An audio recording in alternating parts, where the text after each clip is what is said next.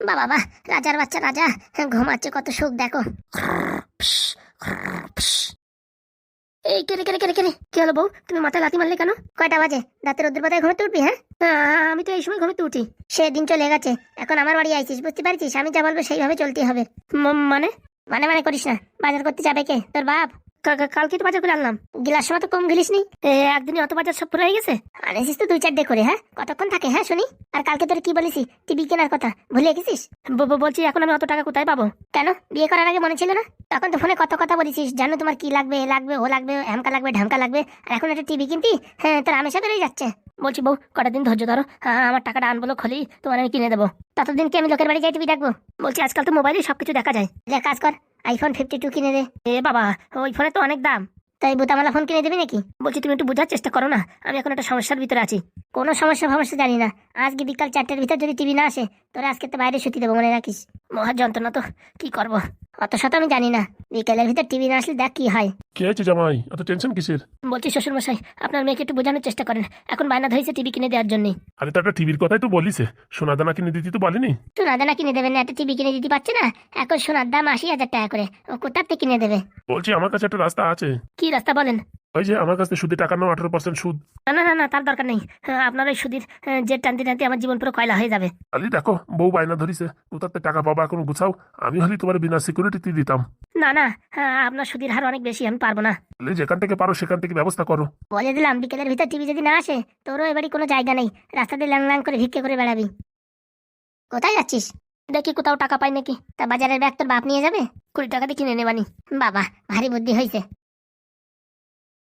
বলছি কি মা, একটু টিভি কিনবি তো বড় দেখে কিনিস, বুঝেছিস? আজকাল ছোট টিভি চলে না। হ্যাঁ বাবা, ওই 43 ইঞ্চি বলেছি। ওরা ওর তো একটু বড় থাকলে ভালো হতো। ক্রিকেট ফ্রিকেট দেখতি, একটু বড় টিভি হলে ভালো হয়। ওই টিভি কিনতেই ওর আমেশা বেরোয় যাবে না। আর এতে বড় বলতিস? যা কিনবি সব তো তোরই থাকবে। ঠিক আছে, ওটাই হবে, কোনো সমস্যা নাই। বলছি বাবা, কালকে রাত্রের কটা ভাত আছে, সেটা ফ্রাই করেছি, খেয়ে নাও। আচ্ছা দাঁড়া, আমি হাত মুখ ধুয়ে আসি। তুমি এখানে বসো, আমি নিয়ে আসি। হ্যাঁ, আচ্ছা। জেলায় যে পড়েছি কারে আর বলবো। ভালো হয়েছে, যেরকম চুলকনি সেরকম অবস্থা। যেদিনতে বিয়ে করেছি সেদিনতে আমার জীবনে পুরো একদম অমঙ্গলই হয়ে যাচ্ছে, আর কি বলবো।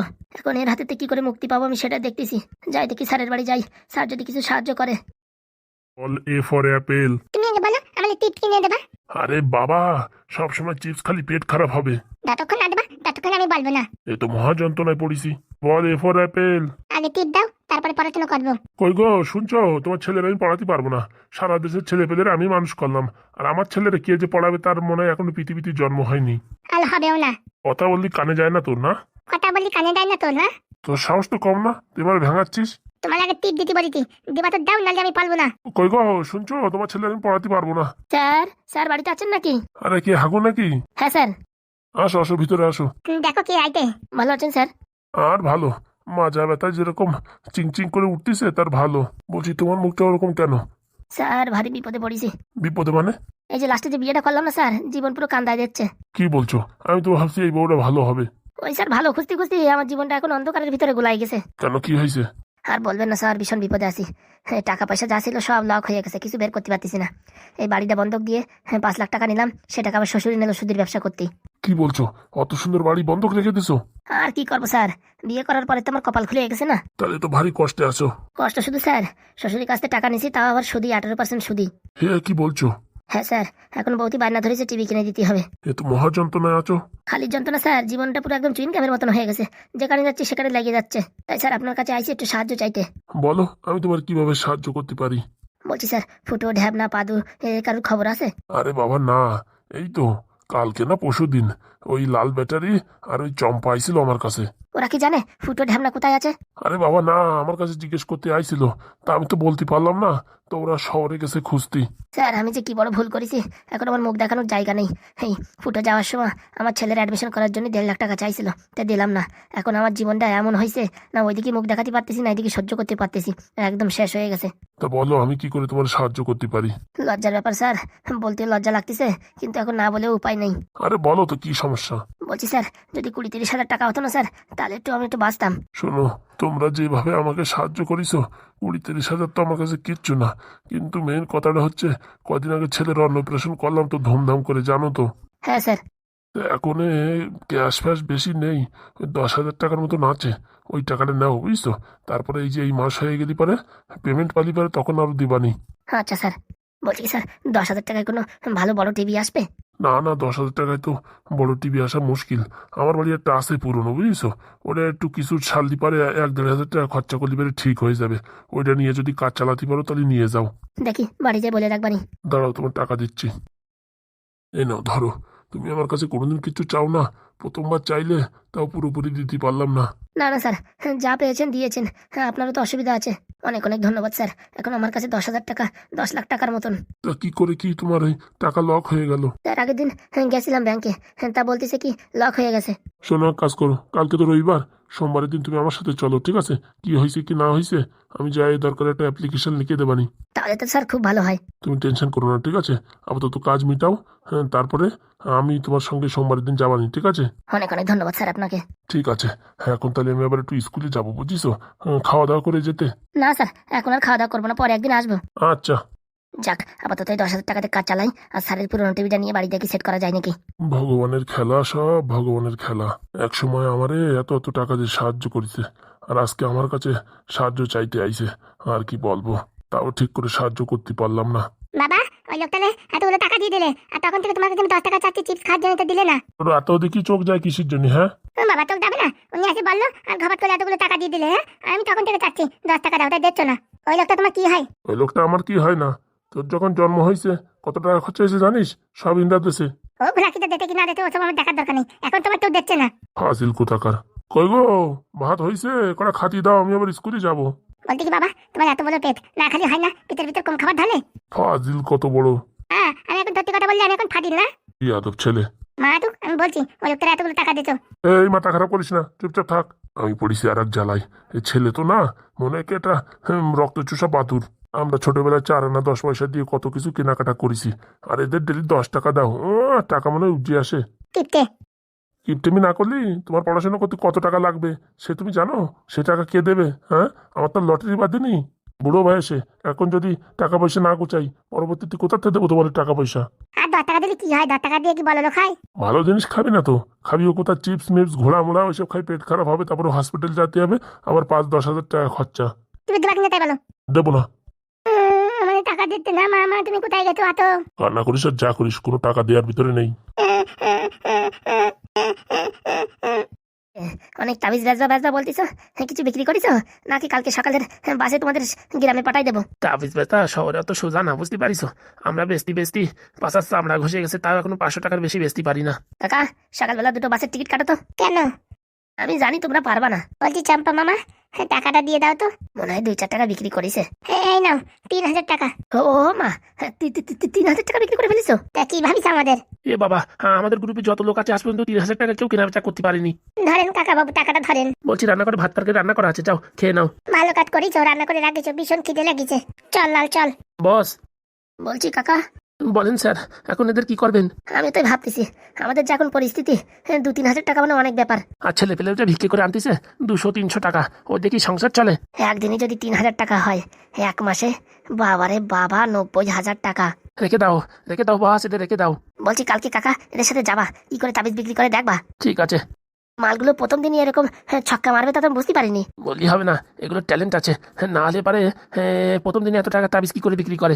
বলছি স্যার, টাকাগুলো কি করব? আপাতত ওই টাকাগুলো দিয়ে রেশন ফেশন নিয়ে আসো। হ্যাঁ, কালকে ওই দোকান থেকে একটা সরষের তেলের বোতল বাকিতে আনিছিলাম। সব টাকা পয়সা দিয়ে দাও, বুঝিস? আর এরা থাকুক কিছুদিন, মোটামুটি যতদিন থাকে থাকুক, কি বলো? আমার হিসেবে তো থেকে গেলেই ভালো হয়। তাহলে তো মাসে 90,000 টাকা না হোক 50,000 টাকা তো থাকবে। একদম ঠিক বলিস। এখন যে ভিক্ষে শ্রী বৃদ্ধি, ওতে সংসার চলে না। তাহলে আমি ছেলেগুলোর আনে ভালো কাজ করেছি না? তাই তো দেখছি কাকা। তাহলে আমার দিকে একটু দেখো। আরে বাবা, রোজ দিন যদি এরকম ইনকাম হয়, কেন দেখবো না? ঠিক আছে, চলো খাওয়া দাওয়া করে নিয়ে যাক। আরে ওরা ভালো করে খাক। বলছি তুমি টপ করে যাও তো, ওদের জন্য দুজনের জন্য দুটো স্পেশাল ডিম অমলেট করে দাও তো। এক্ষুনি দিচ্ছি। ছেলে পেলে দুটো আজকে ভারী কষ্ট করে আইছে, একটু ডিম ফিম খাক। মালগুলোরে কতদিন রাখা যায় এখানে?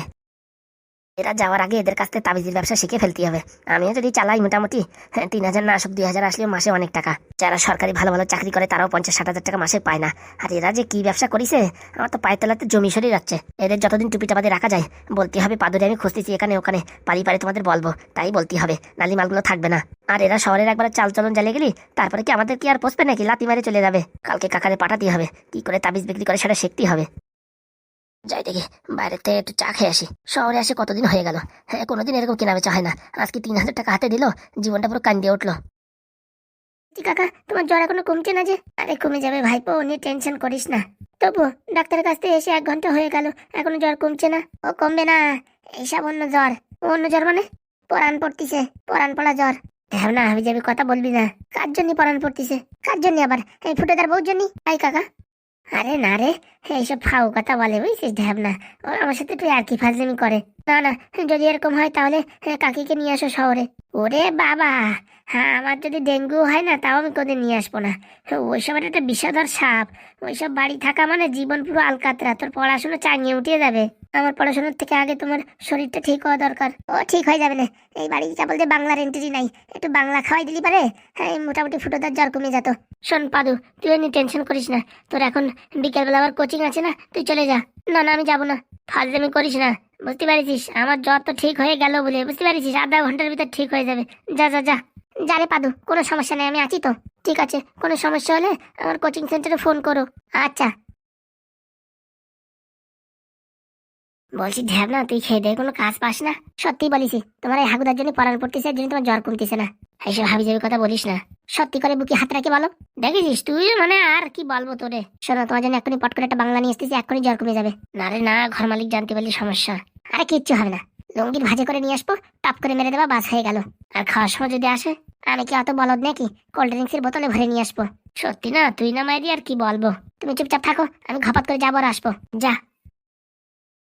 ফুটোদের জ্বর কি করে কমাতে এসে আমার জানা আছে। আসলে সত্যি কথা বলতে ঢ্যাবনা যা বলিছে সেটাই ঠিক কথা। হাগুদার জন্য আমার জ্বর আইছে। মনের ভিতর এরকম লাগছে হাগুদা ভীষণ বিপদে আছে, কিন্তু এমন একটা প্রতিজ্ঞা নিছি, ফোনও করতে পারতেছি না, খবরও নিতে পারতেছি না। ভগবান তুমি হাগুদারে রক্ষা করো। হাগুদা আমাদের সাথে অন্যায় করলেও হাগুদার যেন কিচ্ছু না হয়। বন্ধু হয়ে যদি বন্ধুর বিপদের সময় পাশে না দাঁড়াতে পারি, তাহলে কিরকম বন্ধু হলাম। তবুও হাগুদা যা কাজ করেছে, মনে বড় কষ্ট লাগিছে। মন বলছে কিচ্ছু না কিছু হয়েছে, একটু স্যারে ফোন করবো নাকি তাই ভাবছি। না না থাক, ঢ্যামনা জানতে পারলে আবার বকাবকি করবে, পাদু জানলেও বকাবকি করবে। হাগুদা তুমি যেখানে থাকো ভালো থাকো, তোমার বন্ধুর এই কামনা সারা জীবন থাকবে। কতদিন পরে শালিটা আবার আসতেছে আমার বাড়ি, স্যান ট্যান করে 7 সকালে রেডি হয়ে বসে রয়েছি। ওই গো শুনছো? হ্যাঁ বলো গিন্নি। ও মা, আমি কি দেখতেছি, যে মানুষ 2-3টার আগে স্নান করে না, তাড়াই তাড়াই স্নান করাতে হয়, সে আজকে 7টার সময় সকালবেলা স্যান ট্যান করে সেন্টিমেন্ট মারে বসে রয়েছে। ও বাবা, কেন স্যান ট্যান করা যাবে না? বুঝতে পারছি তোমার মনে মনে কি শয়তানি। হ্যাঁ, আমার বোন আসতেছে না আজকে, তার জন্য সেজে গুজে বসে রয়েছো। আরে বউ কি যে বলছিস, সকালে একটু গরম লাগছিল বুঝে স্যান করে ফেলেছি। সেসব আমার জানা আছে। বলছি কি যাও বাজারে যেয়ে একটু ওই 20 টাকা জিরে নিয়ে এসো। মাথা খারাপ হয়ে গেছে নাকি? হ্যাঁ, আমি একটা এমএলএ মানুষ, আমার দিয়ে জিরে আনাবি? কেন, এমএলএ ভাত খায় না? বলছি বউ কারু পাঠা না, আমি যাতে পারবো না। সত্যি আর কি বলবো। তারপরে এখন আমার শালি আসবে, কখন চলে আসে বলা যায়? আমি যদি বাড়ি না থাকি তখন বাড়ি গিয়ে আবার নালিশ করবেন তোমার বাবার কাছে যে হ্যাঁ দাদাবাবু সারাদিন এদিক ওদিক ঘুরে বেড়ায়, আমার দিদির একটু যত্ন রাখে না। উড়ি পোড়া মুখো। বলছি বউ পট করে একটা কফি বানাই দাও না। আমি এখন পারবো না। থাক, তোমার দেওয়া লাগবে না, তোমার বোন আসলি তখন বলবানি, মানে আমার শালি আসলি বলবানি যে মোটামুটি একটু চা বানাই দাও। আর কি বলবো, বুড়ো বয়সে ভীমরতি। এখন আবার কে ফোন করে? দেখো তোমার কোন পার্টি অফিসতে ফোন আইছে। সত্যি বউ, তুই তো ঠিক বলিস, পার্টি অফিস তো ফোন আইছে। ফোনটা লাউড স্পিকারে দাও তো দেখি কি বলে। হ্যাঁ মাথা খারাপ, এখন এইসব পার্টি অফিসের সাথে কথা বলা যাবে না, এই ফোন কাটিয়ে দিলাম। এখন যদি ফোন উঠাই পার্টি অফিসতে ডাকে, আর এদিকে শালি আসে যদি আমার না খুঁজে পাই, তাহলে একটা মোটামুটি বদনাম কথা না? বলছি কি, তুই আবার অন্য কোথাও জাল বিচারছিস না তো? মানে মানে হচ্ছে আবার কোনো ঢেমনি ফেমনি দেখছিস না তো বিয়ে করার জন্য? মাথা খারাপ, আমার 10টা না 5টা না একটা মাত্র হিরোইনি নতুন বউ, এই থেকে আমি আবার এদিক ওদিকে মেয়ে ছেলে খুঁজি নাকি বিয়ে করার জন্য? বলা যায় না। কি যে বউ, তুই আমার উপর শুধু শুধু সন্দেহ করিস। বলছি সারাদিনই তো পার্টি অফিসে থাকো, যখনই বাড়ি আসো তখনই পার্টি অফিসের ফোন আসে। তোমার পার্টি অফিস কি 24 ঘন্টা চালু থাকে?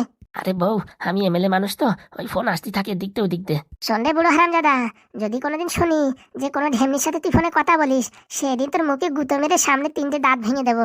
দেখো তুমি খালি খালি এসে উল্টোপাল্টা কথা বলো কেন? মনে রাখবি, তুই যে আজকে যে পোস্টে আছিস না, সেটা আমার বাবার দান, বুঝতে পারিস? না তুই সারা জীবনে কোনদিন এমএলএ হতে পারতি না, সেই কথাটা যেন তোর মাথায় থাকে। আরে বাবা আছে। আর ভাল লাগে না, মাথাটা পুরো খারাপ হয়ে গেল। আর এদেরও বলি বাড়ি আসলি ফোন করবি না, আর মরণ চাতে যখনই বাড়ি আসি বউটা সামনে থাকে তখনই ফোন আসে। আর কি বলবো, কতবার আর মিথ্যে কথা বলবো, পার্টি অফিস বলে ধরা পড়লি আমার পুরো বেলুন দিয়ে বাড়বে। এখন কি কাজ বাদিছে না কি বাদিছে কে জানে, আবার ফোন করিছে। কি করে ফোন করি রে বাবা, দরকার নাই, পরে করবানি। শালি আসবে, একটু বসে রয়েছি তা না, শান্তি নাই। দাদা বাবু। আরে বাবা এসে গেছে তুমি, আসো আসো। ভালো আছে তো? কই গো গিন্নি, এই যে এসে গেছে আমার শালি, এসে গেছে তোমার বোন, তাড়াতাড়ি আসো চা কফি নিয়ে। ভালো আছো তো? তুমি তো কোনোদিন মনেই করো না। কি যে বলো, সকালতে তোমার জন্য বসে রয়েছি। দিদি কোথায়? ওই গো শুনলে? আসি গো আসি, অত ব্যস্ত হচ্ছ কেন? দিদি আমি চলে আসছি। বৈশাখী চলে আসছিস তুই? বলছি কতদিন পরে এলে। তুমি তো আমাদের বাড়িতে আসোই না। যখন থেকে এমএলএ হয়েছে তখন থেকে তোমার শুধু party office party office party office. আর কি করবো বলো, লোকজনের ভালো করাই তো আমার কর্তব্য। ও বাবা তাই নাকি? কই গো দিদি এলি? ছোট তুই এসে গেছিস? Lily lily lily lily. আবার এসে গেছে পার্টি অফিসের ফোন। বলছি বউ, তুমি কি করে জানলে? Lily lily lily lily. উঠাও ফোনটা উঠাও। Lily lily lily lily. কই দাদা বাবু ফোনটা উঠাও।